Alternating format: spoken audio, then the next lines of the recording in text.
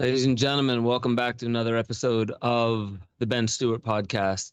Really excited about this one. We have a very special guest for you. And I know that that could seem like a line. Very special guest, right? You could say that for every guest. But this one, I've actually met in person, trained with him underneath the Golden Gate Bridge, and got choked out by somebody with a Brazilian Jiu-Jitsu chokehold. It was incredible. It was one of the greatest days of my life. I mean that.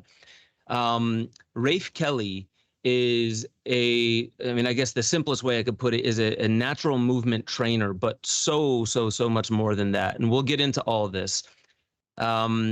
Gymnastics at the age of 15. We'll just start there because there's a heck of a story before that. Parkour at age 23. He co-founded Parkour Visions and brought it to the West Coast, the first parkour gym on the West Coast. He knew something was missing in that he didn't just want to rest in the martial arts and in the parkour world. And he wanted to bring something like full spectrum primal human movement. And he founded Evolve Move Play in 2013. So if you go to evolvemoveplay.com, you'll see incredible content there that really gets into what you guys know that I've been into for quite some time. All things movement and what it means to the human body, what it means to our emotional state, what it means to our mental acuity, what it means to just be able to express yourself. And he really started deep diving into the meaning in movement with one of his mentors, John Vervaeke. I hope I said that correct. And Vervaeke. Okay. So without further ado, I can't wait to bring Rafe on so all of you can really come to understand a lot of the wisdom and a lot of what he has learned through years and years of amazing movement. So let's get it going on the Ben Stewart Podcast.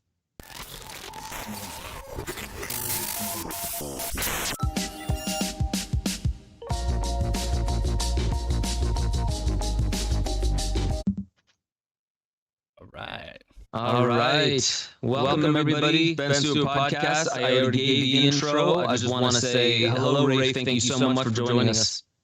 Absolutely. It's a pleasure to be here. Nice to see you again, Ben. It's been like 5 years or something. It has been. Yeah, that was quite some time ago, and I've been keeping at it ever since. Ever since, man. I've really enjoyed it.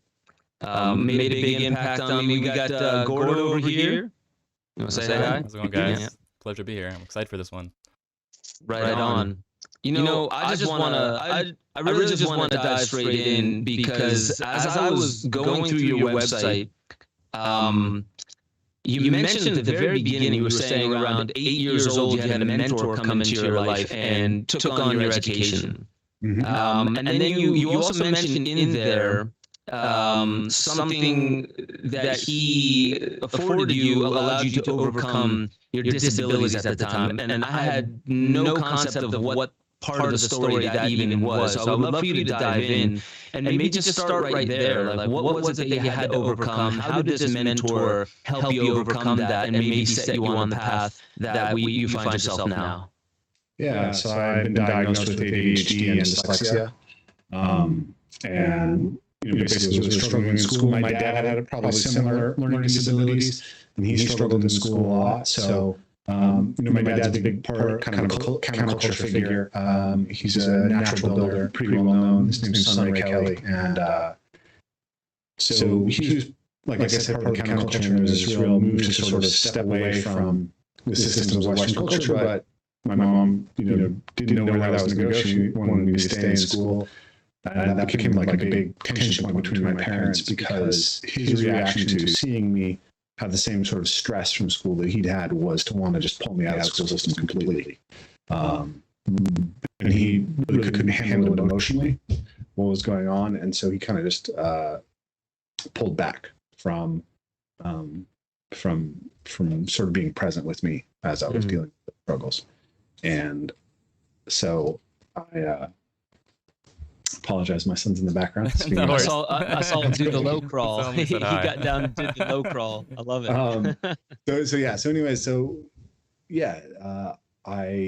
They wanted to hold me back after first grade and second grade, and then they insisted after third grade.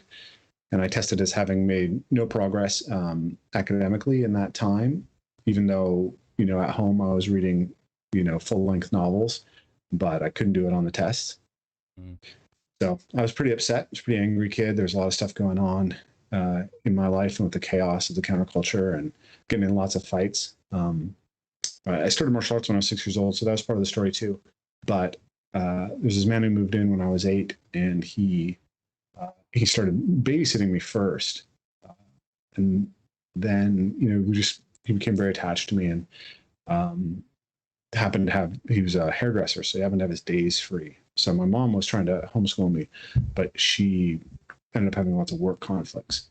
So he helped out, and I remember the first day that he was homeschooling me. He made me write lines, and I kind of expected that homeschooling would be doing whatever I wanted, and not happy to be writing lines. So I wrote, fuck you, fuck you, fuck you, over and over again.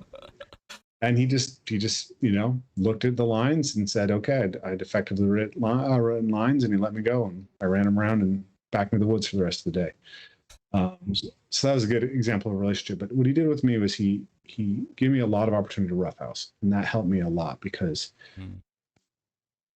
there's a variety of reasons why I think it's really helpful, but there's a lot of anger and aggression in me at that time in my life, and having somewhere that I could address that safely was really important to me.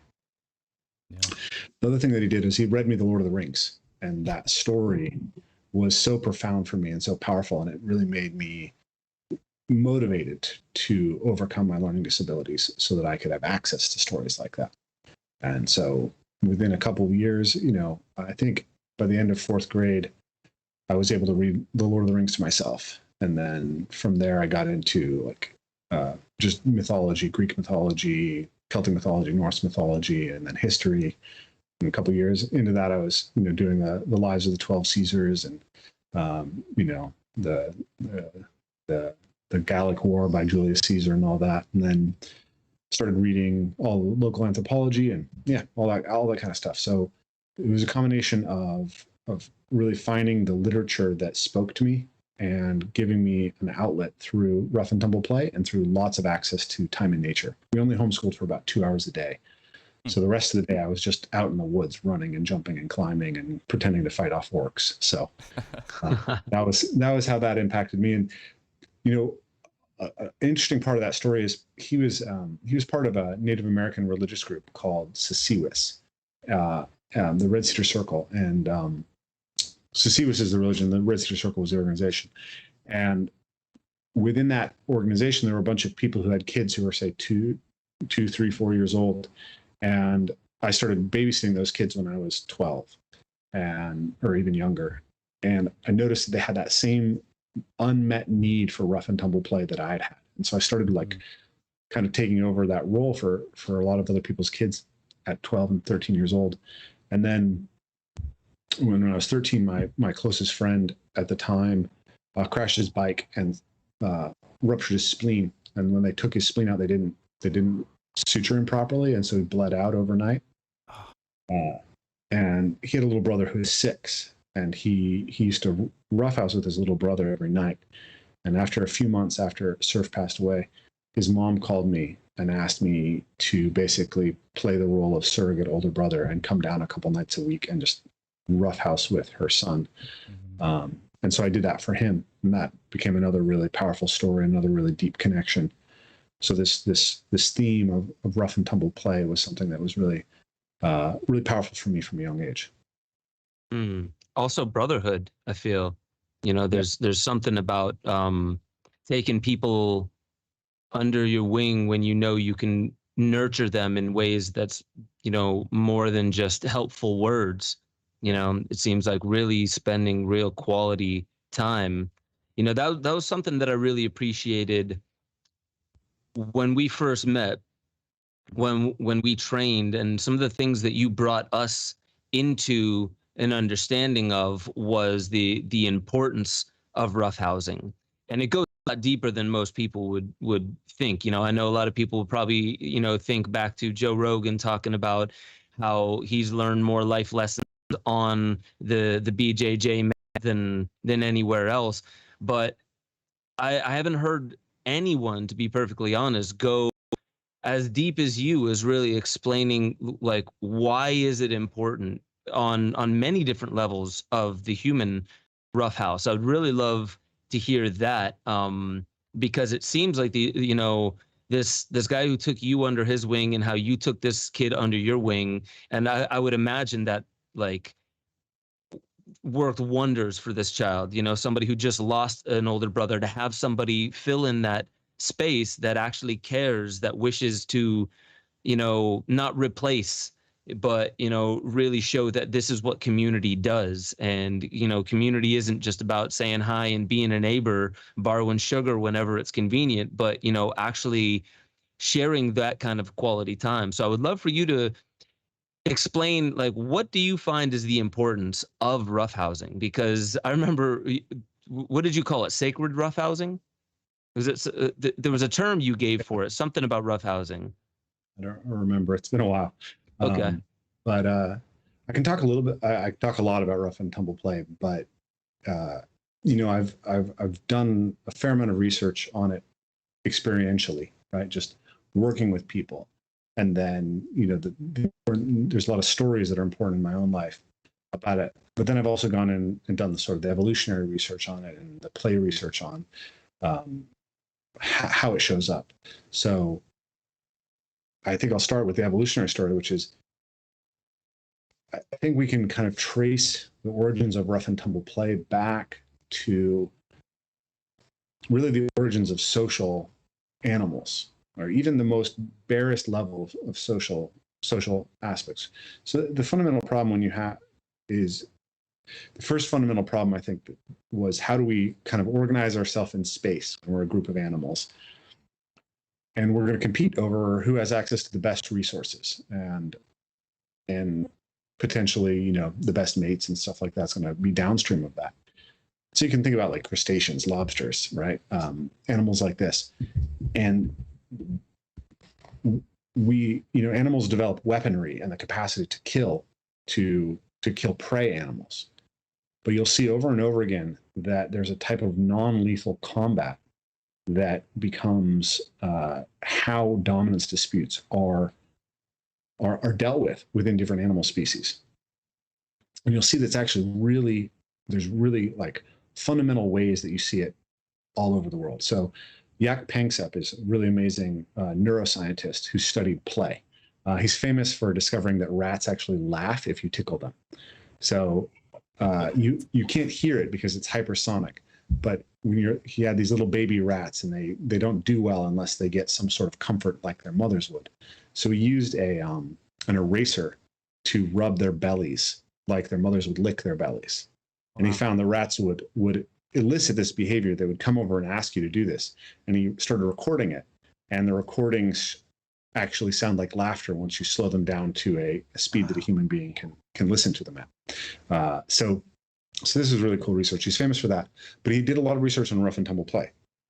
And we can talk more about that. But one of the interesting things is that the way that rats engage in play is that they pin each other's shoulders to the mat, to the ground. And so, well, that's actually cross-culturally universal form of rough and tumble play in human beings as well. And then it turns out you can find it in goanna lizards, and you can find it in bears, and all these things. Even venomous snakes, right? You have these two animals that have the capacity to kill each other with venom.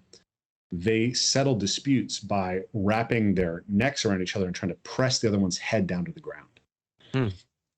So let's say evolutionary, you had this non-lethal combat that was developed, and it's a way of settling dominance disputes. Now you want to be good at that, right? Well, how do you get good at that? You have to practice it. So then you have play, right? You have this behavior of going through the motions of a dominance kind of conflict, but it's not a real dominance conflict. And so that's probably how play developed. And Jaak Panksepp, he did the work on the rats that I was talking about. He found there's a specific neural reward circuitry that's associated with rough and tumble play. And he hypothesized that rough and tumble play is probably the original form of play. And if you connect this to like Jean Piaget's work about how morality develops out of iterated games, the basic idea is that as a young animal, you and I both want to get strong. And so we're going to wrestle. But if I always win and you always lose, then you're not necessarily learning what you need.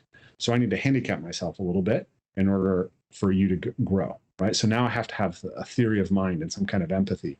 And now I have the potential really for some sort of trading relationship, because we're trading me handicapping myself a little bit so that you can stay in the game, or vice versa. Mm-hmm. So I think what happened over time is that this basic circuitry, this basic function is exacted into all these other purposes, right? Exaptation is a process in evolution where you evolve a capacity for one reason and then we use it for another. So feathers, for instance, did not evolve for flying. The human tongue, which can speak, developed all of its capacity for mobility through manipulating food. Your shoulder that can swing all the way overhand. This is because of swinging through trees. So brachiating apes are the only animals that have shoulders like this, but then that pre-adapts us to the ability to throw, and so we've exapted that ability to throw. So I think we exapted this dominance conflict as a way of building emotional bonds in between animals, and of teaching an animal to be strong, right? So what we find is that Jordan Peterson did a paper on the regulation of aggression in young humans, and what they found is that when you look at the most antisocial children, right, they're the most likely to hit and steal and bite and throw things. That the number one thing that helps them regulate their behavior and learn to essentially mix socially is access to rough and tumble play. The idea is that rough and tumble play is highly motivating. Kids really, really want to engage in it. And in order to engage in it, you have to be a good enough play partner that someone else will engage with you. And so you have this incredibly strong incentive system to develop empathy. So I think that fundamentally we have this system that's maybe 400, 500, 600 million years old of engaging in these kind of mock battles that ends up being becoming this huge part of how we start like iterating out basic social intelligence, emotions, empathy, and the ability to work well with others. And in fact, even sexuality, there's research on rats that shows that young male rats who are denied access to rough and tumble play can't effectively engage in courtship behavior when they're exposed to female rats as adults. And as a culture, obviously, we're in this place where we've essentially, we've suppressed rough and tumble play. There's a lot of suppression of rough and tumble play, let's say. And I think that it's extremely damaging to children in their ability to learn to handle conflict, their ability to learn to actually empathize effectively and realistically, and in their ability to handle, actual dominance disputes and conflicts and, negative emotions and, even sexual relationships, which, are not doing so well in this country. It's interesting you mentioned that. There was a story that I was told among one of the Lakota in the Pine Ridge Reservation in South Dakota. Mm-hmm. And this, I believe it was Basil Braveheart, but I can't remember. Anyway, he was saying that children of their tribe would always go out and fight one another. And their word for fight was probably a little bit closer to what you're speaking about here. And he said that there was some parallel that he was drawing behind. They viewed violence differently. There would be skirmishes, but there wouldn't be like insidious murder like you have in society today. They would have, they would have rough relationships between neighboring tribes every now and then. But they found that the children would always go off, in their teens or whatever, and they would get into what we would call fights. And the younger kids would go and they would get in the fights, but they would be watching. And one thing that they didn't seem to have were kids, even young adults, that couldn't get over or couldn't let go or couldn't forgive being wronged or feeling like, they've been hurt by somebody. And I mean, he even went so far as to say, which is interesting, you're mentioning courtship. He even went to say that I believe one of the reasons why there's rampant masturbation, and there was a few other things that he kind of lumped into it, is because children have this pent up energy from not rough and tumble play, basically, not actually being able to get some of their aggression out and practice in ways that are somewhat controlled. And their kids didn't ever kill one another. Young adults never killed one another. They never went too far in a fight. And that's just one thing that I find really interesting that seems to, at least from the Lakota tribe, kind of correlate with what you're talking about. And another thing is the studies that I've gone into after meeting you. One was out of Penn State. I forget the actual professor, but basically taking a look at diverse dynamic movement and specifically the challenge brought to the movement helps in neural development. It really helps in neural development as you're developing. And beyond that, they were even finding that people who were experiencing some kind of cognitive decline would either have some kind of a halting of it, or some even said that they would reverse at least the memory fog and some of the symptoms of their cognitive decline by more diverse, dynamic, and challenging movement. So I kind of find that really interesting, and I would love for you to touch upon anything that kind of sparks for you in terms of what's going on in the brain. Like, why does the brain seem to find it so nourishing to have diverse and dynamic movement? Because, I mean, let's get real, in society today, most people take a look at the body as the mechanism or the vehicle to get the head from one seated posture to another. And we forget that, like the spine runs all the way down. It innervates all these different organs. We sense with all these organs. We even sense with our fascia. So, yeah, I would love to hear like what you have found. You've trained so many people. Have you, and I saw on the site, you're talking from top athletes to MMA fighters to untrained grandmothers that come and have trained with you. I would love to hear some stories that may at least piggyback off of what I was just mentioning, as far as, in the mind, mental acuity, focus, even emotional, feeling like you belong in your own body, a little bit more confidence, because these are all the things that I found from doing movement, a lot from what I've learned from you. Yeah, absolutely. So Katie Bowman has a book out called Dynamic Aging, which covers a lot of this research, and Stephen Jenkinson has talked about it a lot as well. But essentially, your brain remains young neurologically. Like the morphology of our brain will not develop some of the symptoms of aging if you're regularly learning new challenges. Specifically, motor challenges are especially valuable, I believe. So this makes sense if you understand the purpose of a brain. The purpose of a brain, the primary purpose of a brain, is to control movement. And this is something that's really coming out of cognitive science right now, but it's really challenging to a lot of presuppositions that we've had essentially since the dawn of the Enlightenment, right? Descartes famously said, "I think, therefore I am," right? As we were trying to understand science and Newtonian physics and, this idea of the clockwork universe, there was this assertion of the idea that essentially human beings had souls or psyches, and that these had free will. But then basically everything else about the world is just mechanism. It's just clockwork. And so the part of us that is next to the angels is just the mind.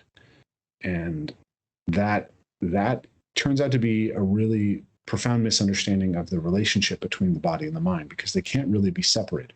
And this has come out of AI research, cognitive science, and all of these things. So a really beautiful example that is given, I can't remember the name of the researcher, he has a TED Talk. So hopefully we can find that. But he talks about the idea that sea squirts are a very primitive animal. and they go through 2 life stages. In one life stage, they're mobile and they're moving around in the ocean. And then they attach themselves to a rock and they behave sort of like a barnacle, right? And when they became sessile, which is the technical term, they digest their own nervous system. So the nervous system evolved to control movement. And that's primarily what nervous systems do. And so cognition is really bootstraps on top of motor control. And one of the best ways to understand what we're actually doing when we're thinking is to think of it as essentially entering a simulation of potential motor actions to guide how we behave.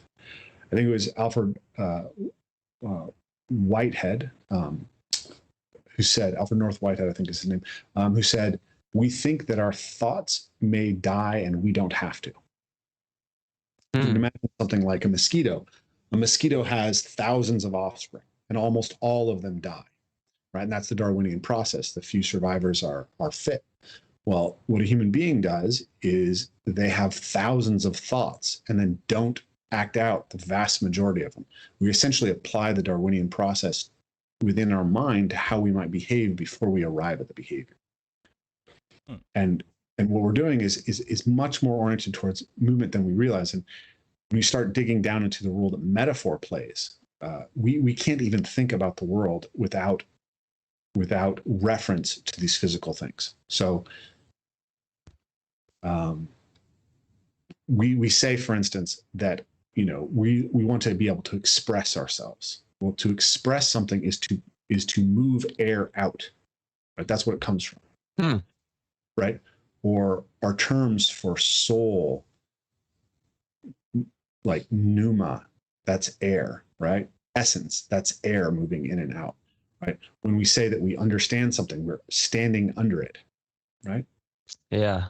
I ask, do you grasp what I'm saying? We're constantly referring to these movement metaphors, and the reality is that cognition arises in a relationship between an actor, an agent, and an environment. What my friend John Reiki calls the agent-arena relationship. So we think that the way that we perceive the world is sort of objective in the sense that the objects that we see are have the inherent meaning, right? The meaning is kind of in the object, maybe. And then romanticism tells us the opposite, that the meaning is all in our heads, or maybe that's what postmodernism tells us. But the meaning really arises mutually, right, between the development of the agent and the arena. And you can't program a thinking machine very easily at all to see the world, to perceive the world the way that we perceive the world. So the example I always give is a cup, right? So if you try to program a computer to understand what a human being perceives as a cup, you'll find it's extremely hard to find the criteria that designates all cups and removes all things that are not cups. Because we use plastic things and we use glass things and we use metal things, and they can come in any number of shapes and any number of colors, right? And if you don't get your criteria set up very well, absolutely perfectly, which is almost impossible, you can't get the computer to recognize that. Famous example of this is you try to categorize fish and birds, right? And you teach a computer how to categorize fish or birds, but then you show it a penguin and the computer crashes. So how do you get the solution to the cup problem? Well, the solution to the cup problem is to give the computer a hand, right? Some sort of hand-like object, and then give it a program that requires it to move liquid from one place to another. And all of a sudden, what a cup is starts to be generated by the AI. So what a cup is an affordance, right? It's a opportunity for action relevant to the specific action capabilities, grasping hands and a specific size of a human being, and our inherent motivational frame, which is to take in things that nourish us. So liquids. So I don't know. I feel like I may have lost the thread of what you were asking, but well, I dig that. you have that you have to understand, okay, because we were talking about health in the brain. Yeah. The brain exists to move you. That's its first purpose. And when you understand that, and you understand that your brain will atrophy, just like the sea squirt's brain, when it's no longer being used to acquire new, novel movement patterns. And that's why human beings play, and that's why human beings are actually the most playful animals, because we're the most behaviorally flexible animals, and we have the longest development period. So if you want to keep developing and you don't want to atrophy, and you really only have one direction, development or atrophy, then you need to keep moving. I love that. There's so much that brings to mind. For one, I was on the Tim Pool podcast last night, and he was talking about. Do you know Tim Pool? I do, yeah. Yeah. So he was talking about CAPTCHA. Where you tell the system. He said we haven't needed CAPTCHA forever. We're teaching AI how to see. But that's one of the main things, like find the bicycle in this, and you're teaching it to see from different angles, slightly hidden by different things. So that was kind of interesting. You mentioned the sea squirt, and another interesting thing about the sea squirt, slight correlation to this, is that's the earliest known creature to have cannabinoid receptors. And so that's long before cannabis even. And the interesting thing is there's a lot of research that's now showing the runner's high is actually an endocannabinoid phenomena. There are other neurochemical cascades in conjunction with that. But the one thing that seems to sit on top of that is highly excited through a lot of movement is the endocannabinoid system. And I found that very interesting that the runner's high is now being more associated with the endocannabinoid system. I'm going to have to, at the end, go through all these names that you threw out there. You said yak pansep? Pansep. Could you spell that real quick? Yeah, it's JAAKPANKSEPP, I think. Is that Dutch? Sounds Dutch. Yeah, very Dutch. Yeah. I would also love to give the audience a little preview of some of the movement, this natural movement that you're really into, Raf. So I've got something queued up, and this one is called The Return to Joy, Parkour in Nature. And I'll let you guys enjoy just getting a little glimpse of what we're kind of referring to in action here.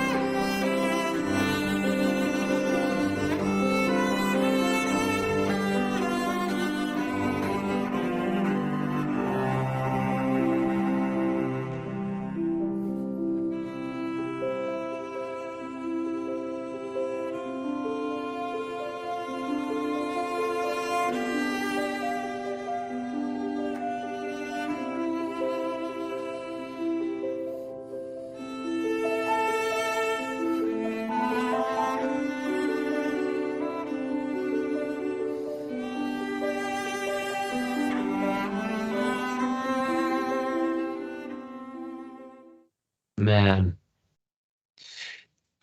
First thing I have to say is, was that Puget Sound? Parts of it, yeah. I've done a lot of movement there. That's pretty cool. I got a good friend that lives out there. That took me back to when we met, which was, what was the name of the park? It was at Golden Gate Park. It was at Baker Beach, and I think that year we did Baker Beach and Mountain Lake Park. That's right.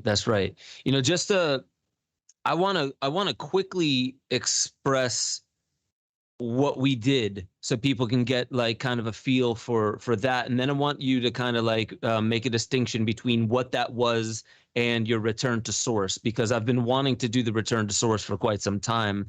But when I met you and we trained, first we started off with squatting. It was just you were talking to us and you were like, well, let's get into a squatting position. This is one of the best ways to open up the hips. It's like a precursor to what we're getting into.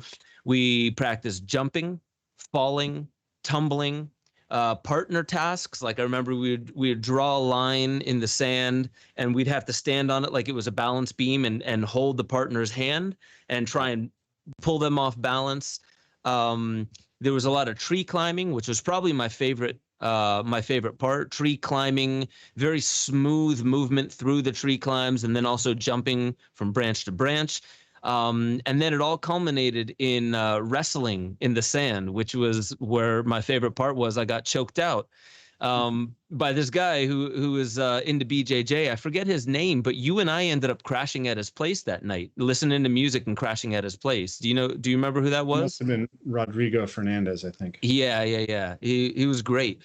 But the reason why I bring all this up is, by the end of it, not only was my ass whooped, and in a very, very good way, but I felt so alive. I felt tired, but super alive. I felt like I engaged parts of my body, and you'll hear this a lot with like, man, I worked out muscles I forgot that I even had, or I never knew I had. That's what I was feeling. I felt like something had awoken inside me that wasn't just physiological. Like there was a brand new dormant, energy that was swirling around inside me. And that was when I really understood really the deeper meaning that you were talking about inside movement, the deeper purpose of it. And we kind of touched base on that. And I want to get into like deep diving into the meaning of movement. But what I would really like is, while we're talking about the different types of tasks you bring people through, I would like you to maybe go a little bit deeper and share with people like, okay, this that you did, Ben, was this kind of a workshop. And then I also have the return to source. Tell people what it is that you bring people into, and maybe just some of the philosophy and the meaning behind why you take people through the very specific types of movement in the specific places that you bring them as well. Yeah. So, I mean, you participate in a 2-day seminar, which we don't offer currently. We only offer our residential retreats right now, or an online academy. And the method has developed quite a bit. There's a lot of layers that have been added to it since then. But the fundamental idea in the beginning was that the human being evolved to move, and that we evolved to learn movement through play. And then what are the fundamental forms of play that we find everywhere in the world? And those in the play research, they're referred to as locomotor play, object-oriented play, and rough and tumble play. So we figured that parkour, which I've been doing, I've been doing that for 16 years now. So I guess 11 years when I saw you, was basically the most kind of the closest to the source of human locomotor movement of any of the kind of primary movement disciplines that are out there, like more so than gymnastics or calisthenics or anything else. Like parkour really reflects how you solve movement problems to move yourself through your environment. That's what it's about. But we wanted to take it into nature. And I'd been doing that for several years within my parkour practice before I started Evolve Move Play. So we did that, and then we I picked up a variety of games that involve playing with sticks and balls and objects and, throwing things around. And I'd done weightlifting for years. So I, maybe taught bits of that in the beginning. And then like we talked about, I had this extensive background in roughhousing, and I had actually been training martial arts since I was 6 years old. So I did Kung Fu, Aikido, I started with Tang Sudo and then some Aikido and then some Kung Fu in my younger childhood. So between 6 and 12. Then I took a few years off. And then at 15, we discovered Brazilian Jiu-Jitsu and Muay Thai through the early UFCs. And we found this Army Ranger who was training us out of his shed, me and my older brother and our friends. My older brother went and competed with the Gracies when he was in his teens, which was really cool. Yeah. So I had that background and kind of brought all those things together. And the fundamental, one of the ways that I've started to think about this over the years is that basically these are the whole foods of movement, and that our culture has fallen into this trap of reductionism and kind of nutrientism, where we think that we can,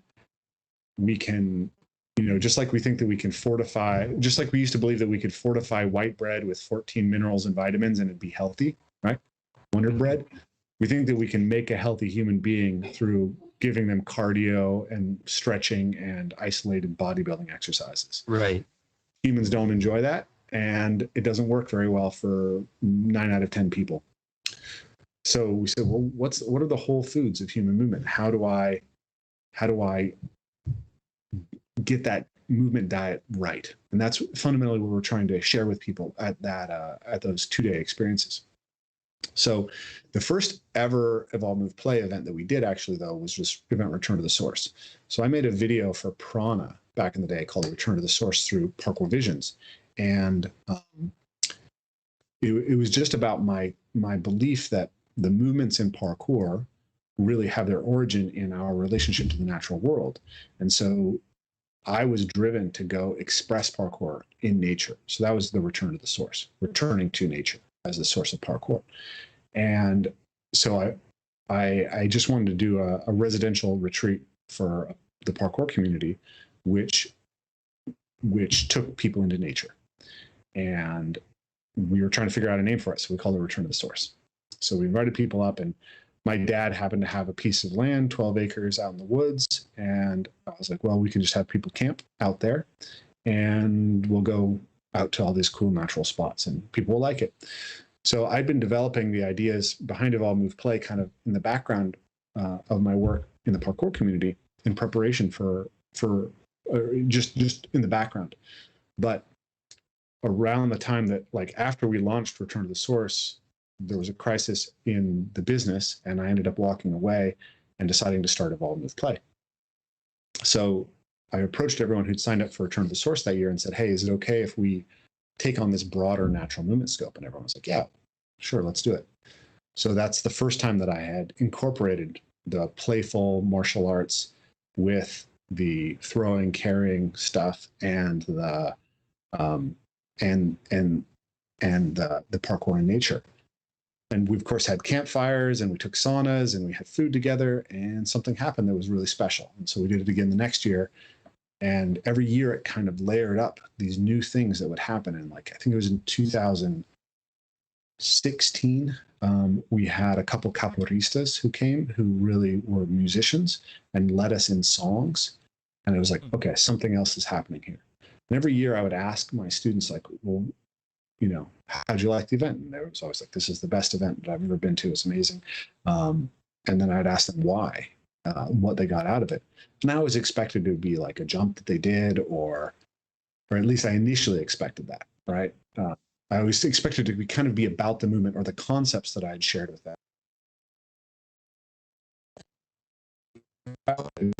Connections they made with people change who they were emotionally, right? These internal transformations, that was what was moving the people. So, September 2016, I discovered 1%. I noticed that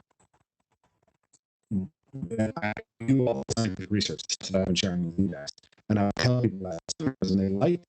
But when I connected it to a personal story, it seemed really started getting a bit better. Hey, Rafe, can you hear me? Yeah. I can hear you. Okay, you turned into an android for a bit. The voice just got really jumbled there. I want to make sure the audience doesn't miss anything. Go ahead and see. Go ahead and say something. See if it's working now. How's my sound? Yeah, still a little jumbled. Do you got a good signal? Yeah. It's hard for me to tell on my end, but my signal's good.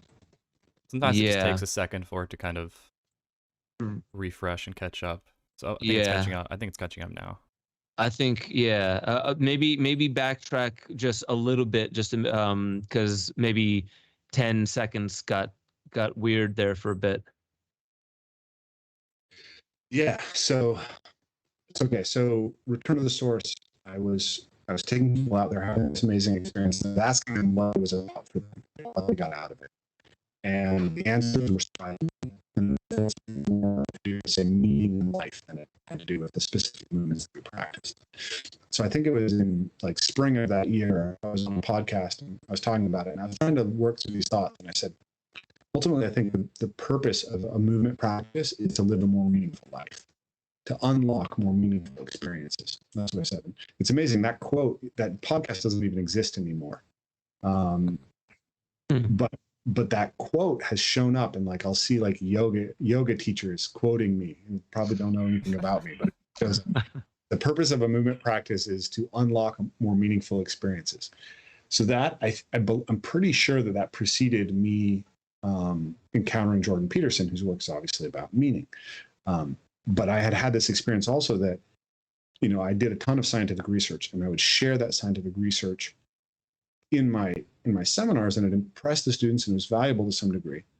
But when I could connect them deeply to a story that was personal about struggles I'd had with ADHD, or things that I'd learned in my relationship with my wife and how those were played out through rough and tumble play, that always hit harder, right? You could really see that it impacted people in a different way. And so I was trying to understand narrative better and how narrative impacted people. And so when Jordan Peterson did his first interview on the Joe Rogan podcast, like the political side of it was interesting to me, but it really was when he got into all the archetypes and the structure of narrative and his theory of being that I was like, oh my God, okay, now this is blowing my mind. So I spent all of like the winter of 2016, 2017, like watching his lectures. And I went out to teach for the first time in that year in March of 2017 in LA, and I had been like really confused about why I was spending so much time on those lectures instead of stuff that seemed more relevant to what I was doing.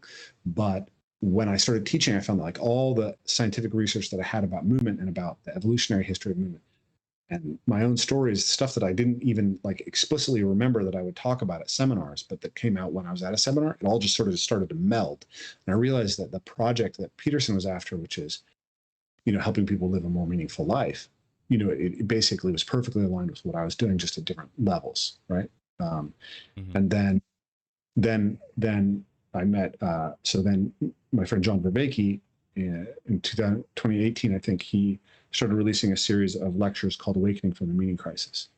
So John was in the same department as Peterson at the University of Toronto, but he's also now the director of their cognitive science department. And he and Peterson basically were like always 1 and 2 and the most life-changing professors at U of T.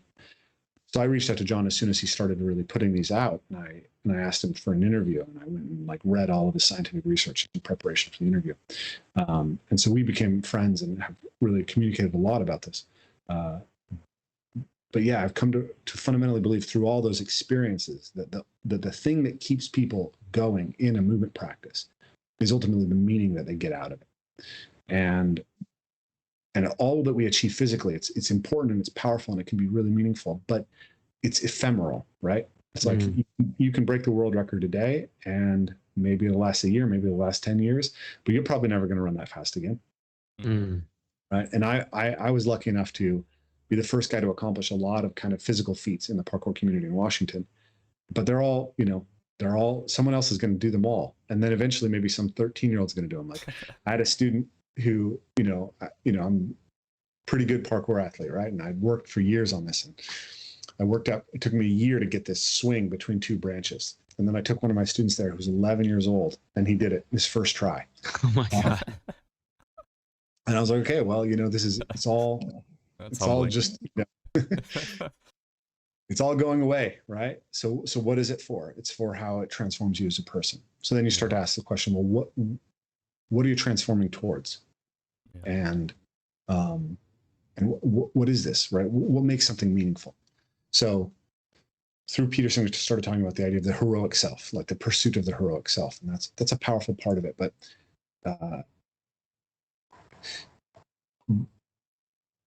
there's maybe a more immediate way to look at it, which is it's about connecting to the things that mean the most, right? And those are basically the fundamental connections I've come to realize are the connections internal to the self, the body, the mind, the different aspects of the body, the different aspects of the mind, right? The emotional, cognitive, psychological, spiritual, right?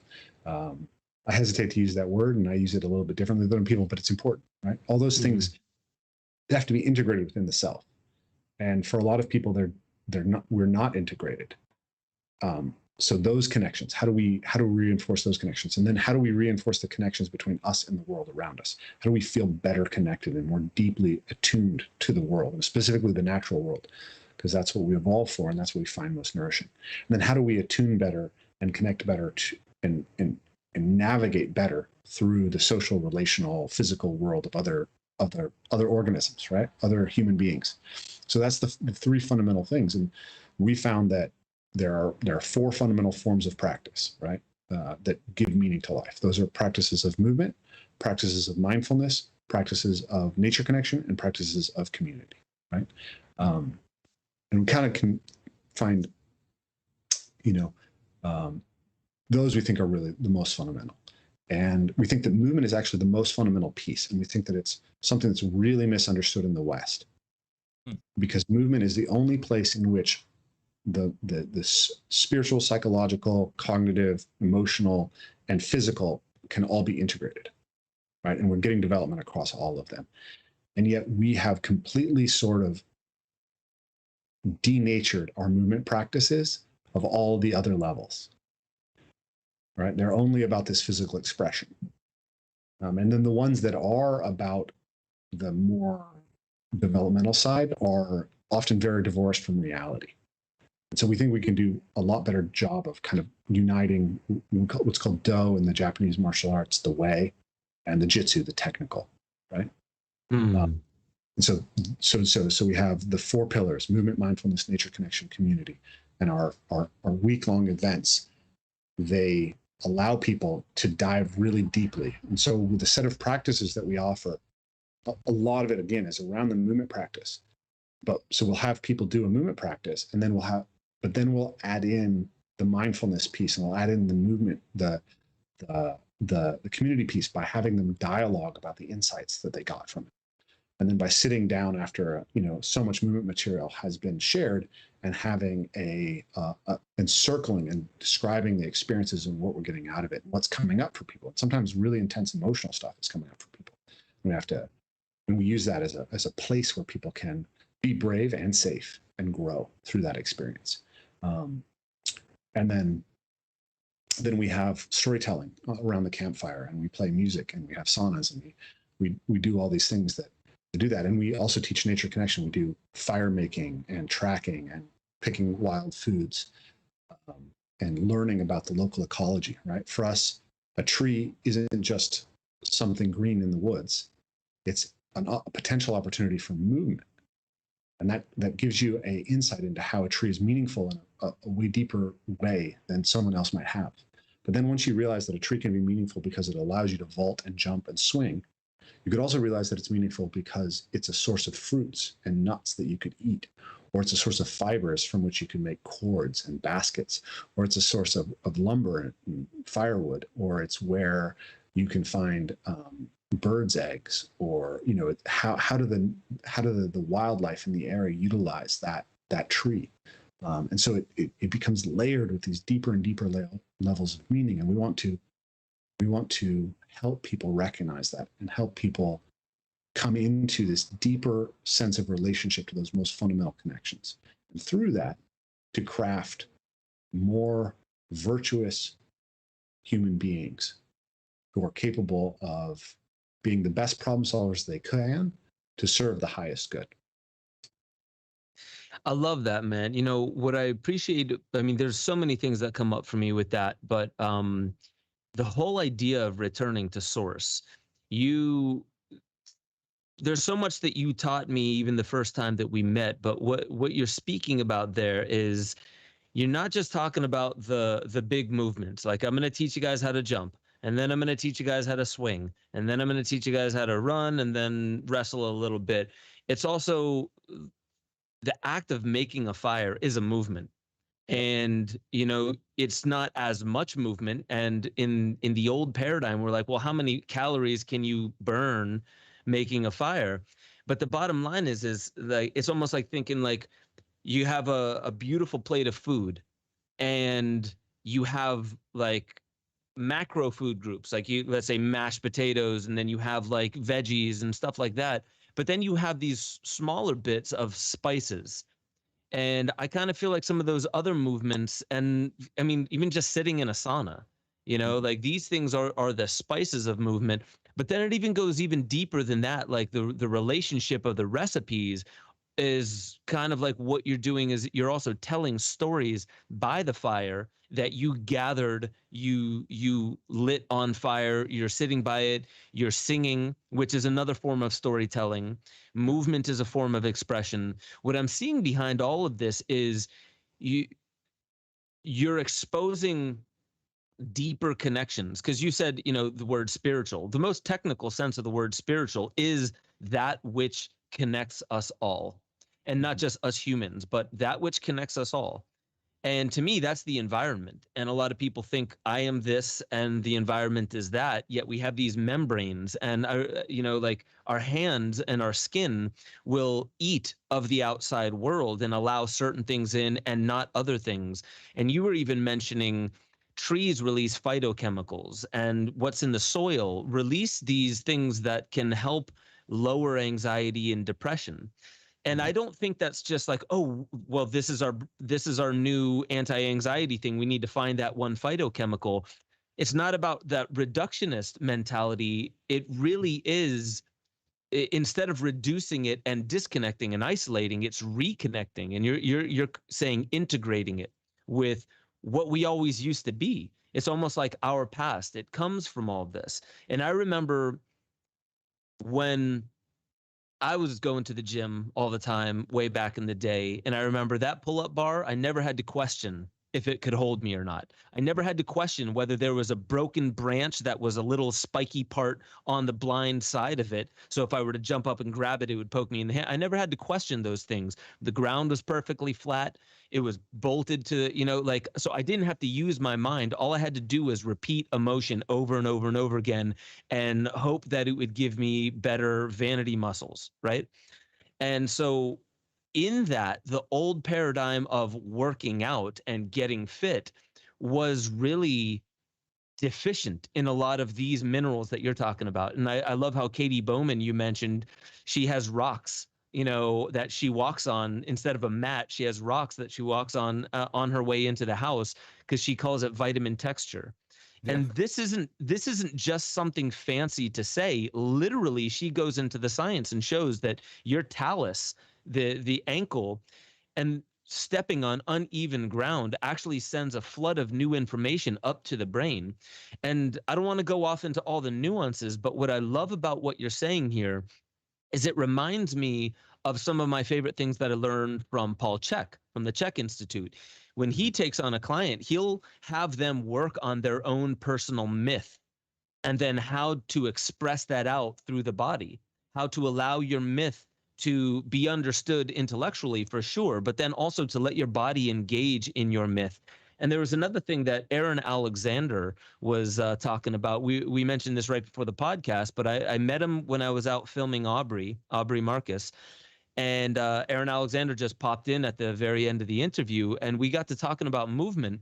And at the end of it, I remember I was saying, you know, I'm super into movement, I'm super into music, and I think dance and music and song will serve to help reconnect us to a part of us that has become deficient and atrophied for quite some time. And I'm not going to blame society. It's just something that we find ourselves in the midst of.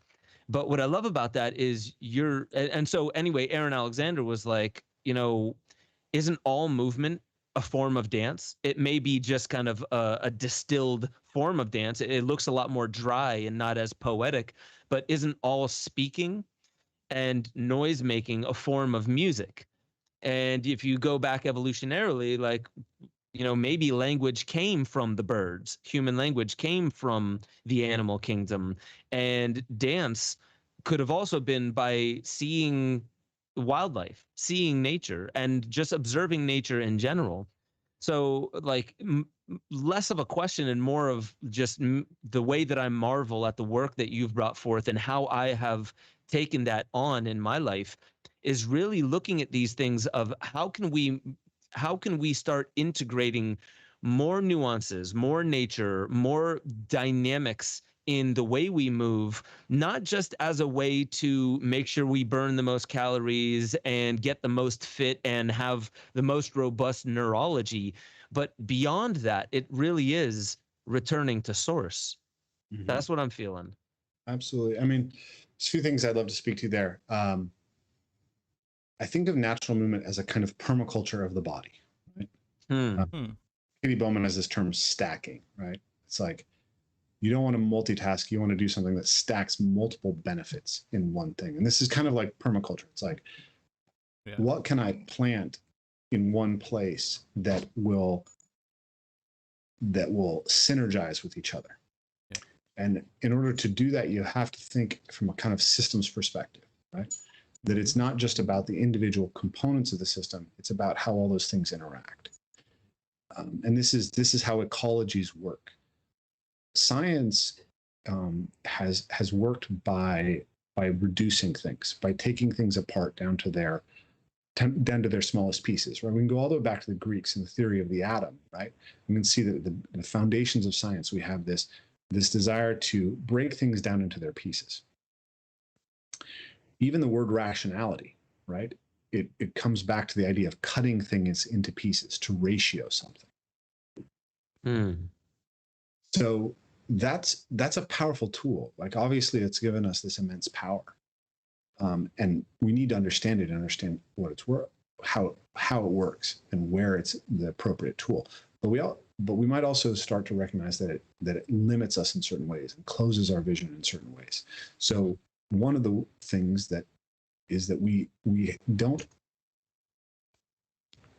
understand those ecological principles and nonlinearities very well from that reductionist standpoint. And so being able to start to think from a systems perspective, that's kind of the cutting edge of what's happening in cognitive science, in motor learning, in all of these areas. Mm-hmm. Complexity theory, that's where we need to go. Yeah. And it's the same thing in the human body, right? I think of the 80s as kind of like the peak of the reductionist approach to human physicality, right? It's like, this is when aerobics became popular and like everyone believed you only needed to do aerobics in order to be healthy. And then this is the era of bodybuilding and body part, just like isolations. And it turns out this doesn't work well when you're trying to prepare someone to actually be able to do functional movement. And I don't think it works well in cultivating the human psyche or soul, right? So I do think that there's this necessity for something bigger that is a whole food approach to movement. And the role of dance in that is very interesting as well. I had a really interesting conversation with my friend Simon Thacker. If you haven't started following Simon, I highly recommend Simon. But I've had a number of conversations along this theme recently. But he's really interested in traditions of animal mimicry across the world. And so one thing that's really unique about a human being is that we mimic other animals. Like, if you watch wolves, they don't pretend to be deer or boar or whatever they hunt, right? Lions don't do that, but human beings do. And and you see this all over the world, this capacity for mimicry, this incredible plasticity of the human nervous system. And, Could you give an example of that, of how like humans mimic animals? Yeah, absolutely. Well, there are dances. There's a deer dance. There's a wolf dance. There's a, Right. et cetera dance all over the world. Watch a small child. True. My kids do it all the time, right? Right. They're puppies, right? That's my kid's favorite game right now is playing puppy. And we see it in the shamanic rituals all over the world. Mm-hmm. And so there's a beautiful, I think it's called The Great Dance. It's a documentary you guys can look up about Kung San persistence hunting. And you'll see that there's a point at which they are tracking the animal and they come across its tracks and they tell a story about what it's doing and they act out to some degree how they believe that the animal moved. And what John Vervaeke is proposing, I don't think this is his proposal uniquely, I think other people have talked about this as well, is that shamanism is really a kind of a psychotechnology that allows us to better map the mind of the animal such that we can more effectively track it and hunt it. And it improves hunting success. So we have these dances that allow us to sort of step outside of ourselves and take on these alternative states of consciousness that actually allows us to get inside the mind of an animal. So that's part of the origin of this. And other animals dance, but they dance primarily just as courtship, whereas dance has many other functions for human beings. Mm-hmm. And similarly for song, right? Songs for birds are to project their territory and to seek mates. But songs for human beings tell the story of the land, and they bond people, and they allow human beings, they're a powerful tool that allows human beings to become, this in a sense, eusocial. And other than naked mole rats, human beings are like the only thing among mammals that's approached eusociality, and that's what's allowed us to be so incredibly successful. So I think that if you say all movement is dance, then you've lost the category of dance, because the category of dance is just the category of movement, right? I appreciate that. Yeah. Everything. If something is everything, then it's also nothing. Right. Because it doesn't discriminate anything anymore. Mm-hmm. But dance is a funny concept, right? It's expressive movement, let's say. Mm-hmm. I don't know. Dance is not my strongest suit, right? But it's something that we explore a lot in some of the conversations on my channel. I think people would get a lot out of it. So I'll leave that there. Yeah, no, I appreciate that. And, one film, if you haven't seen it, I actually just hit Aaron Alexander up with this film, but it's free on YouTube, and it's from the 70s. It's called Dance in Human History. Okay. Check that out, because, and just for the audience and yourself to understand, like, Dance in Human History was really an anthropological look at cultures in different environments and how they developed dance and their, like, the different types of movements in dance. And so one would be where tribes had only developed wooden tools, such as in Africa, where if you had a wooden tool and you would do a lot of like scraping and things like that, but you couldn't do like a hammer throw or anything. It was a lot of their dance would actually be like up and down, jumping, and it would seem to kind of mimic that kind of movement. And then you go to stone tools, where you could actually start chopping and using the transverse abdominis type of movement, and you'll start to see those kinds of movements in their dance as well. And then the third was really liberating the top half of the body with a lot of spirality, and the bottom half around the pelvis and these were the tribes that they focused a lot on, tribes around Indonesia and Asia, where there was a lot of water and a lot of waterways that would spiral around, and they would have dances that would actually kind of mimic the flow of water. And I just thought that was a pretty interesting look at the way that movement evolved from their tool usage all the way into their dance and what they commemorated and what it kind of meant as of that point. And I thought that was really interesting. But there was one other point that I wanted to connect on, and you mentioned permaculture of the body, which I think is a fantastic way of looking at it, because these are ways of, and I guess what I liked about the, all movement is dance is it at least helped liberate what movement could be and becoming a bit more artistic and poetic. And so like right outside here, I have a big 6-car garage. And whenever I'm too in my head because I'm researching and I'm really just getting down in the weeds, I need to get up and I need to hash it out while moving around. And I'll go out and I'll do the battle ropes, or I have this rip stick, which is kind of like a skateboard with only 2 wheels, and I'll just skate around.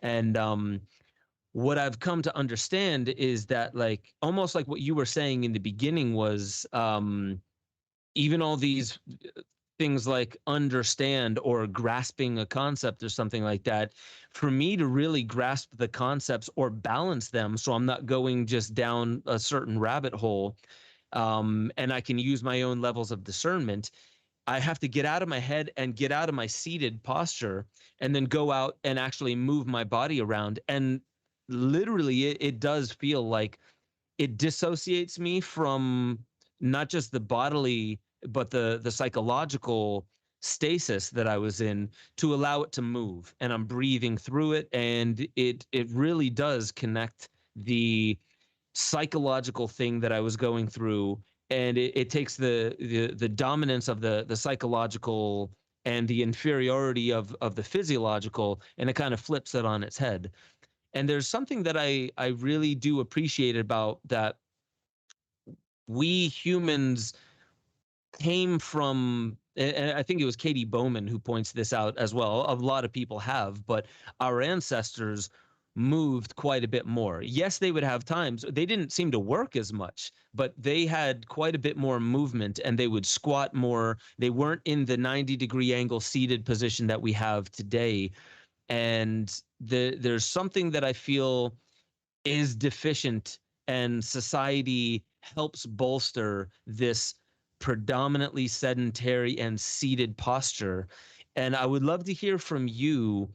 What do you think has become a big cultural or even an individual outcome of all the sitting and the way that we work, seated in front of a computer, staring at this thing 2 feet in front of our eyes, in our overall development as individuals and a society at large? And then I would love to hear, how you take people who have been, let's say, stuck in this position, and, like a grandma, you said some of these grandmas, how do you get people who have and still have to work a job where they're seated predominantly and move them gracefully out of that kind of posture? So the sedentary society, and then kind of how you help specifically alleviate or ameliorate some of that. Yeah. I want to go back for a second and just point out that all the metaphors that you used, down the rabbit hole, right? To balance these ideas, to break out of them, to get them moving, right? The way that you think about how you think is all movement. But so we live in a world. Well, how do we break people out? What are people suffering, and how do we break them out of it? Well, a really easy place to start is your arms never go over your head and your shoulders never open up all the way. Right? Spending all your time here means that this is not being explored. And so very frequently you'll find that people can't reach overhead anymore. And that becomes a source of pain and dysfunction. And their shoulder, actually, the morphology, the bones in the shoulder become impinged because they're never getting exposed to this hanging, right? Which is a fundamental thing. Like, human beings evolved from something like 90 million years of arboreal animals. And as we became large-bodied animals, we developed this ability to suspend ourselves across multiple branches by using our hands over our head. It's something that only apes really can do. And that's the orientation of a vertical torso, or the origination of the vertical torso, and the flat chest. A monkey has a chest that is keel-shaped like a dog's and cannot extend their shoulder fully and arm fully overhead. Monkeys can't swing monkey bars the way that we can. It's only apes. So we lose that. Our eyes, right? Your eyes did not evolve for staring at something that's only 12 inches away all the time. And so how many people have glasses today? They have glasses because the muscles in their eyes are habitually holding their eye in a specific shape. And some of the muscles are becoming overly strong and overly kind of focused on a specific level of tension, and some are atrophying because they're not being used. The bones are becoming fragile and weak because they're not being exposed to loading. The hip and ankle and knee are losing mobility because we're not getting down all the way to the ground. One of the things that research shows is that one of the best predictors of longevity, as we look at older people, is how well they can get up and down off the ground. But we're removing that demand from people's daily lives by constantly having seated apparatuses around them. So we are weak. I was talking to my friend Scott Olson about this. Also, there's a sense of tonus in the body that you see leaving people as they age that you don't necessarily see in tribal populations. So you see people have these bodies that look kind of lumpy and fallen and crushed in on, because the demand for the central tonic muscles to maintain their function isn't there. And also, lots of people's guts are inflamed, which turns the tonic stabilizers off right away. So there's multiple causalities there. But fundamentally, like, we're a deeply physically unhealthy culture. We are fragile. Our skin, our bones, our immune systems, our guts, our joints, they're all not what they could be, not by a very long shot. So what do? Well, we start people with the fundamental movement nutrients that their bodies are ready to start adjusting to again. And that depends on who they are. But virtually everyone can start with walking. And more time walking is better, right? The average hunter-forager walks 10 plus miles per day, right? Most Americans who are trying to be active might shoot for 2 total miles a day, and that'd be good. That'd be a lot better than most people are getting. And then walk on uneven surfaces, as you mentioned, Katie Bowman said, or walk barefoot, walk through nature. All those things are going to be really big. And a walk in nature is generally motivating and enjoyable for most people. Whereas if you start them with CrossFit and someone's totally unfit, they'll find it miserable. They'll find it absolutely horrible and painful to start with. They may enjoy the pain. They may come back for the pain, or they may find the social aspect worth it. But that initial experience of it is going to be harsh. And a lot of people are going to burn out because of it. So I always tell people, start with walking. Mm-hmm. Start with walking, and then start with changing your seated behavior, right? So if you can sit on the ground, sit on the ground. When I do these podcasts, a lot of times I'm sitting in a chair because the framing is better. But in the morning when I make my coffee, I grind the coffee by hand, and again, a squat on the ground. Watching TV, you can sit on the ground to watch TV. You can lay on your belly, right? Like, laying on your belly and extending your back is like a huge developmental thing for children, right? Mm-hmm. In infancy. And a lot of adults have lost the ability to do so without their backs hurting. Well, you've lost something pretty big. You should probably do something to recover that. So stuff that gets us on the ground, and not just as a practice like yoga or Feldenkrais, but as a habit in your life, is really valuable. And again, Katie Bowman, we've mentioned multiple times, is really kind of the best person to go for this stuff. She just really nails it in and describes it beautifully, and I think does a great job motivating people to adopt what I call movement lifestyle habits. So walk a lot, get down on the ground a lot, and then find some way to hang from things. Those are the fundamental sort of lifestyle habits that you should have. And then you might want to do something like a joint rotation to just sort of start indexing and mapping your body. Basic yoga practice, basic qigong practice, all these things they're just good for general health and understanding of your body. There's lots of ways you can do that, but they're a great place to start.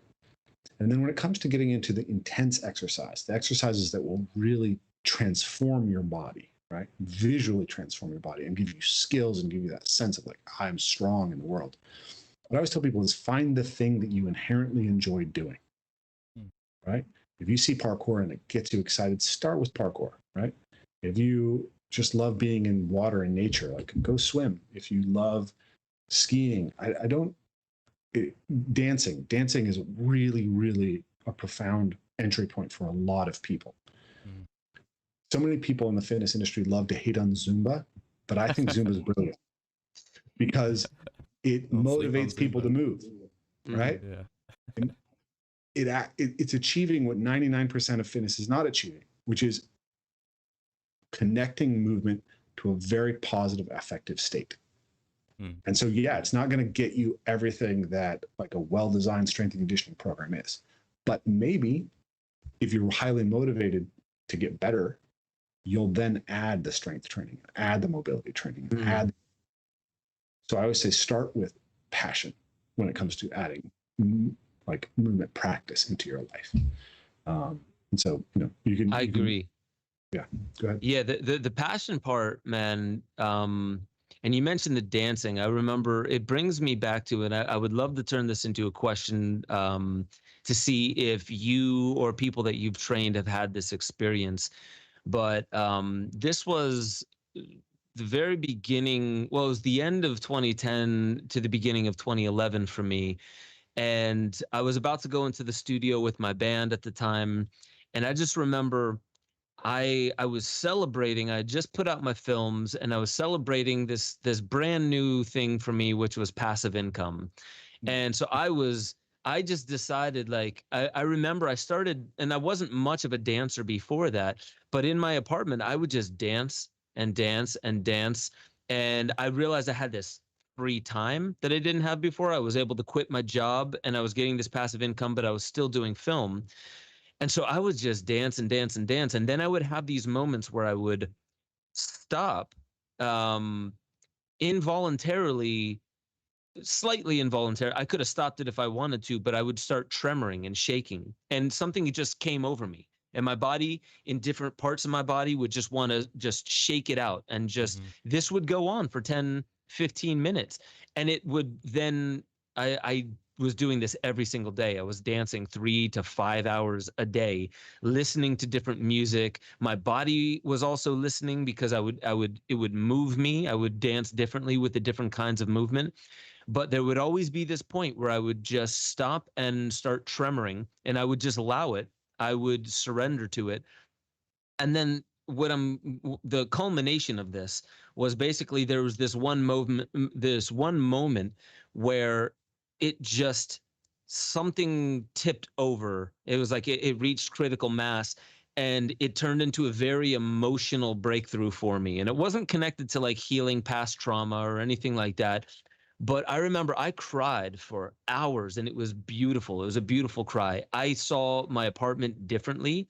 It changed the way that I was even perceiving. I was losing my apartment at the time.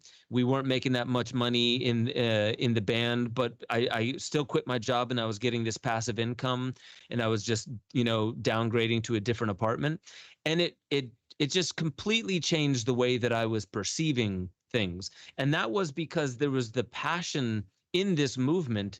And before that, I was just making films. I was going to the gym a lot, but then I would just sit in front of a computer. So it was very repetitious types of movement. And I would love to hear, what are some emotional breakthroughs that people that you have worked with that people have had some kind of a breakthrough where they maybe realized that this had been missing in their life, or maybe it helped them come to a deeper understanding of who they are and how much they appreciate life. Have you had those moments yourself and any of your clients? Yeah, absolutely. I remember early on in the parkour community, a number of people telling me that like they had suddenly started crying when they were training. And I was very confused by that because I never cried at that point in my life. But there was a point at which I was actually working with one of my personal training students who was trained by Kit Lachlan in stretch therapy. And he was doing a very intense hip flexor stretch on me. And there was a moment when it triggered me and just took me back to having been violently choked when I was 12 years old. And I realized later that the sternocleidomastoid and the psoas basically share the same innervation. They're very connected. They tend to contract mutually. And I was like, boom, okay, there you go. So that was, and I've noticed that like anytime that I have somebody work on me up until recently, if they touch my sternocleidomastoid, it's just like this huge sense of guarding comes up in my body. So movement certainly can trigger emotion in lots of different ways, and it can be very profound. I had we've had like in parkour, when you're working with parkour, you're working with fear, right? Like that's just the reality of it, is that people are going to feel afraid and they're going to have to learn to overcome that fear. And so that can then reference back to any fear experience that they've had in the past, and can be a place of catharsis where that is processed and overcome. And it also breaks patterns and allows them to recognize the strength and courage in themselves when that fear pattern shows up again. And so we've had really beautiful experiences with that. Right? There was a woman who came to one of our seminars, and I tell the story a lot, but she was looking at a gap jump, which was very much within her ability, but it was right above a waterfall between two rocks. And we were going down this creek, and I had been behind the group, and I caught up to them. And there were a couple of coaches who were not on our staff, but were experienced parkour coaches who were encouraging her to do the jump. And I kind of stepped in, and I told her that it was actually okay with me if she didn't do the jump. That was very important, was that she had permission to choose what she wanted, but that I trusted completely that she was capable of the jump, and that we would be there to support her if she chose to do it. And she asked me if it was okay if she cried while she did the jump. And I said, that's fine. You do whatever you need. And so she made the jump, and she landed on the other side, and she was crying while she did the jump. Tears were coming out of her eyes. And she was walking away from the jump. She was still crying, but she was laughing while she was crying. Mm-hmm. And so I talked to her about that. It's like, this is your process. This is your emotions as they come out, and whatever you need that allows you to accomplish it is fine, right? She said that kind of that moment then like would ring for her whenever she faced fear in her professional life for a long period after that.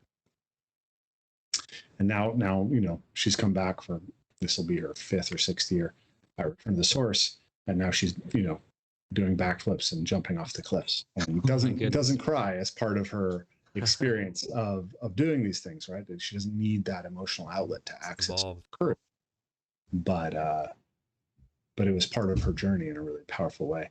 And then the last one that was really interesting is rough and tumble play in particular can be a really powerful place for people to examine histories of physical abuse. And that definitely has come up, for both male and female students. And it's something that we've seen people have really powerful epiphanies about the relationship to that, and, feel seen and feel safe and feel a sense of trust that they were really missing in their life, and didn't necessarily even realize what they were missing until they had that opportunity to feel like, okay, I can really push myself and stretch myself with these people, and I can open up emotionally and feel safe about it. I dig that, man. I really appreciate that. And you mentioned that woman is going to be coming back for her 5th or 6th return to source. Yeah. That's coming up then, I imagine. Yeah. So Return to the Source is going to be July 21st to the 28th. So okay. It's going to be an amazing crew of people this year. We have a really, really cool group, and we actually sold out before we ever went public with it this year. From people just approaching me behind the scenes, and just invites to people, previous people who've been there. We then had a couple of people who had to back out, and so then we made it public and sold out in a couple of days.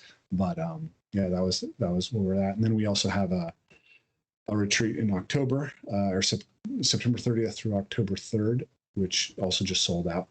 So we are sold out for the year as of now. That's amazing. Yeah, what are the size of the groups? 20 people. Perfect. Per seminar. Yeah. Yeah. That sounds manageable, and this is where you do everything that you were mentioning before. Like, you make fires, you sit around the fire, you sing songs, you do saunas, you do all that movement. Yep. And it's how long? It was like 4 days or so? Yeah, the summer retreat is 8 days. The fall retreat is 4 days.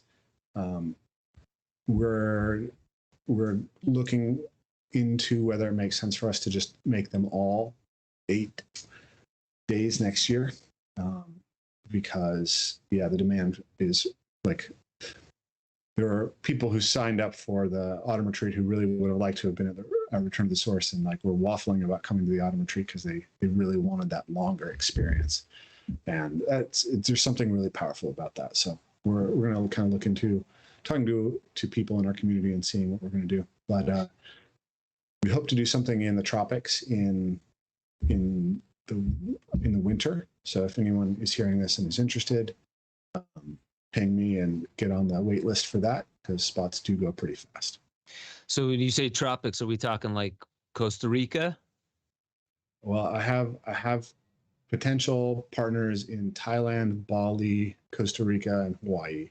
Nice. They're all pretty awesome.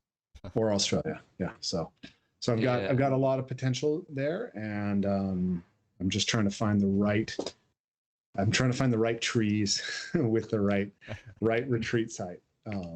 So maybe somebody's listening to this podcast and can ping me and tell me they've got exactly the right situation for me. Well, that's actually, I'm curious, what is the right tree? Is it just an optimal amount of branches? Is it the certain way it's shaped? How do you go about that? So the best trees for moving in as a human being are trees that have wide branching low limbs, right? Okay.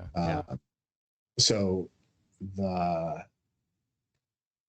the kind of, it's funny, people think that I have great trees in the Northwest, but the Northwest doesn't really have particularly great trees. The most common species here are Douglas firs, which generally don't form that way at all, hemlocks, which don't form that way at all, Western red cedars, which will form that way only in very specific situations like parks. There's a few, that's where all the best trees in that video are those. Okay. Maple trees, big leaf maples, which can do it a little bit, and alders, which again don't do it. And then we have vine maples, which can kind of form like really cool, like shrubs. I don't know how to describe it. They're like mazes of overlapping branches where there's no central trunk. But my favorite places to move, the best trees that I've encountered are often beech trees in Northern Europe and oak trees in Northern Europe.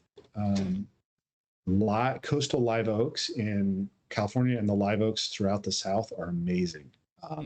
The only places I've been where like most trees are cool to move in are in like oak woodlands in Central California. And then when you go into the tropics, you get the big Moreton Bay figs and banyan figs, the strangler figs. Those are absolutely incredible. And then cotton trees. They're called cotton trees in Australia. It's another species that we see in the tropics. There's a bunch of species in the tropics that are really cool. You can get the like low swarming ones. Another really good species of tree is actually English and Portuguese laurel. Those can be really, really fun trees in the shapes that they make. But yeah, okay, that's I can go on. And on. We were moving in tea trees. Is that correct? Yeah, Australian tea trees. That's another really cool. Yeah, that was in San Fran. That was super fun because there was a lot of very, I mean, were those even root systems that were coming out of the ground? Because they weren't coming off of a specific tree. It felt like they were coming up from the ground and looping around. They're kind of like vine maples. There's this like I don't know the right term for them, but they form like a thicket of spreading shrubs, basically, but they have enough room to move through them. And yeah, those Australian tea trees in the Bay Area are really cool. They're super fun. Yeah. So did you have something to ask, Gordo? No, I was just curious, like, is that part of the journey that you have fun with? Like you'll come across a new type of tree that's like super optimal for what you want to do? Or do you feel like at this point you've seen every type of tree that would be optimal and you've kind of got it nailed down? Yeah, because you're not going to do the redwoods or anything. Redwoods can actually form some cool trees, but in the deep redwoods, yeah, you're going to be mostly falling on the fallen logs of them. Right. But I think that I have a pretty darn good map of what kind of trees are good on the West Coast and Northeast Coast and Europe and coastal Australia. Yeah. The tropical areas, I'm sure there's lots that would surprise me and that I don't know about. Actually, magnolias on the East Coast are often really cool as well. That's another one.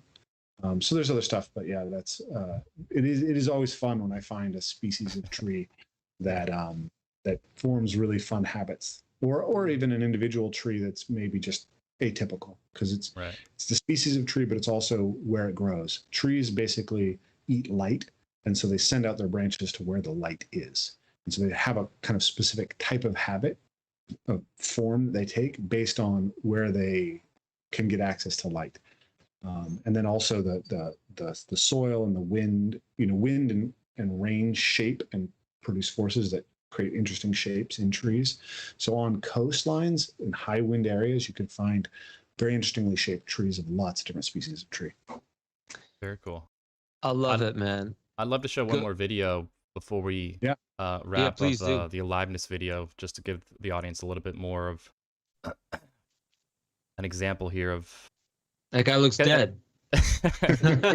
and one thing I wanted to say, I'm pretty novice when it comes to parkour and stuff, or natural running, a lot of these various modalities, but something I noticed right away is your style seems to be it's very clean. It's a lot of finesse. It seems like it's very effortless, and it just seems like, I've watched some other parkour videos, but yours just came out very clean. Your transitions seem to be, it's not similar to surfing. There's certain surfers you'll see a very jerky and tight whips, and then other surfers are more soulful and have more style. But that's something that I really appreciate. I just wanted to let you know that it's really, really cool to watch because it's so clean, it's so crisp, and I just think there's a uniqueness that you have that probably ties into all these other modalities of how you look when you do this. So for the audience, this is called Aliveness, the path of true movement ability.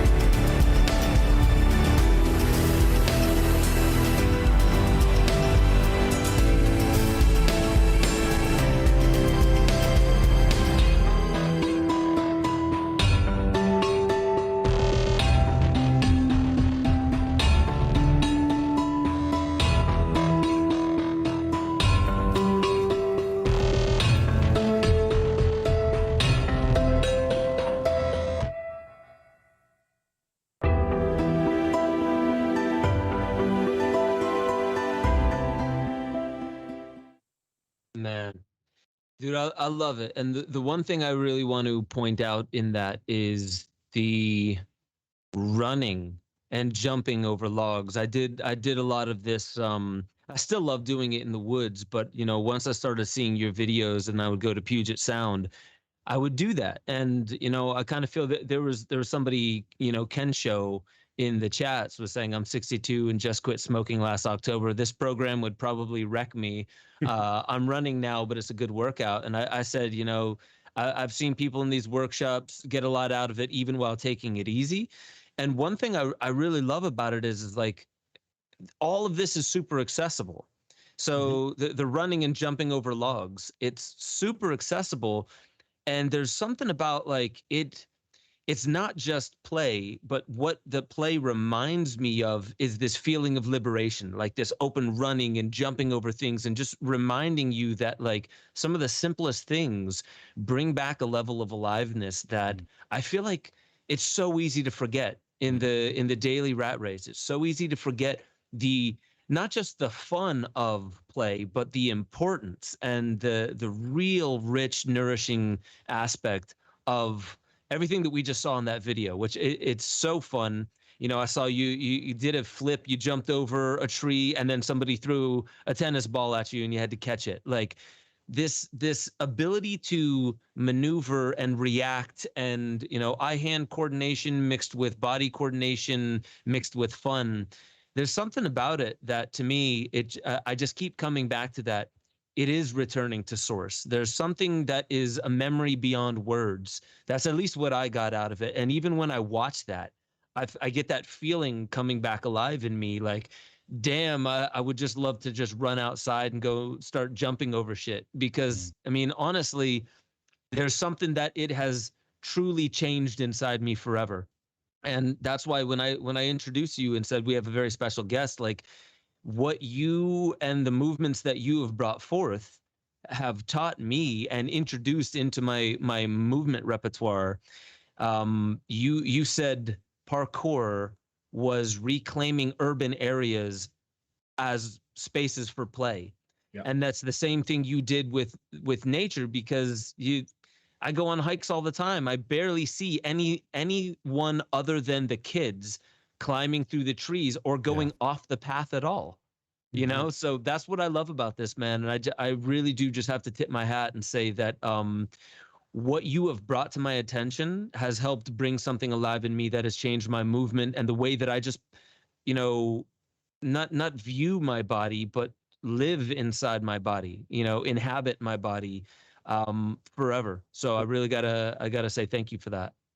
Thank you, Ben. I appreciate that. It's and I think you hit a key thing there too, Ben, because a lot of it is just giving yourself permission to do these things, right? Like a lot of this, I see this childlike essence coming back out, that when we were kids, we didn't care about judgment of others. We would just run, we play. We do a lot of these similar things naturally, obviously why it's called natural movement. It's innately within us.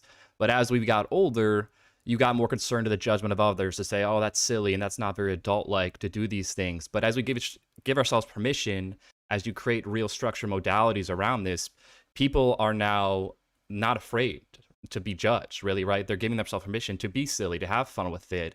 And that's, now more than ever, that's so critical, not to take life too seriously, not to take yourself too seriously. And this, I can see psychologically how that can be really freeing, to feel that same level of childlike sort of innocence again by doing these things. So that's what came alive. That's definitely what came alive, was that memory that child doesn't have to go away. Yeah. There's an aspect of that doesn't have to go away. And, Rafe, as we're wrapping up here, I would really love for you to express how people can begin engaging with this, engaging with you, where they can find you, as well as, I'm really curious about this too. When is the next available return to source? Or I guess maybe it hasn't been, the dates haven't been set in stone yet. Yeah. So people can find my website, evolvemoveplay.com, and then I'm on YouTube and Instagram. So we have a podcast as well, so people can check out the podcast on any podcast service. Right now, we have not much for sale. That's going to change here relatively soon, but we're going to offer retreats for next year coming up. Probably in September, we'll be announcing some of those. And we'll also be opening up our online academy. We have a dedicated online forum with multiple online courses available. All that's available on our website. If you go to our website, you can check out some of the free resources, the games guide, and lots of blogs, lots of podcasts, and get on our newsletter, which will let you know what's coming up as far as future events. So yeah, we'll announce those as they're ready. Hopefully the winter retreat will be announced in September. We'll cross our fingers to make sure that all gets fixed correctly. Perfect, man. So just to let you know, in the chats there have been it really popped off. There's a lot of people saying great content, really amazing topics, and a guy, Curtis Curry Hobo, in the chat said he spent an afternoon with you in Beacon Park, Victoria. So it's cool that I'm glad that the people that come through this podcast have some kind of connection, and also can very well, because I've talked about a lot of this stuff before with the content and the importance and the meaning of it. So I'm really glad that we dove deeply, like I wanted to, into the meaning of movement. And dude, I just have to say, man, again, really appreciate it. I foresee more content coming up. We talked a little bit about it, but I'm really excited to get what you're doing out to more people. And everybody, please check him out. Evolve, Move, Play. Go on YouTube and just type in his name, and you'll find that there's a lot of content out there. It's really, really rich. And man, I still have an interview of you that I didn't do anything with, but that's one of my favorite interviews that I've been sitting on. And finally, man, it's funny, like I didn't do anything with it when I didn't have kids, and now that I have kids, I'm like, I got to do something with it, and I barely have time, but it's coming, and I can't wait to get that interview out. It's about a 20-minute interview, but I watched it 15, 20 times, and I was about to put it with an episode with Ben Metter. I connected with Ben Metter because of you, and he sent me some footage and stuff like that. So it's time to hop back on that horse and get that content out there. Cool. Yeah. Well, we can connect again and just have a chat off air and about ways that we can collaborate. So that'd be a lot of fun. Definitely. Perfect. Well, ladies and gentlemen, thank you so much for the awesome chats. I got to say another thank you so much to Mike George. He's been donating every single time he's hopping in there. And he says, and I'm sure he means it, best podcast ever. Every show, it gets so fun, so deep into the nuances. So I just want to say, dive into Rafe's work. And we will have Paul Check on in a couple weeks, and we're going to have Aaron Alexander hopefully coming up soon. We just got to work out a date. And yeah, man, we'll have to do this again, Rafe. I super very much so appreciate everything that you got going on, and I'm glad that you survived what's happening in the world, and you're still doing the return to source, man. I promise 2022 I'll be there. So We'll just keep in touch about that. And for everybody listening, every Thursday, 5 p.m. Eastern, tune in. We're going to be talking a lot about movement in the coming weeks. So much love to you all. Thank you for sending all your love through the chats, and I'll catch y'all next time on the Ben Stewart Podcast.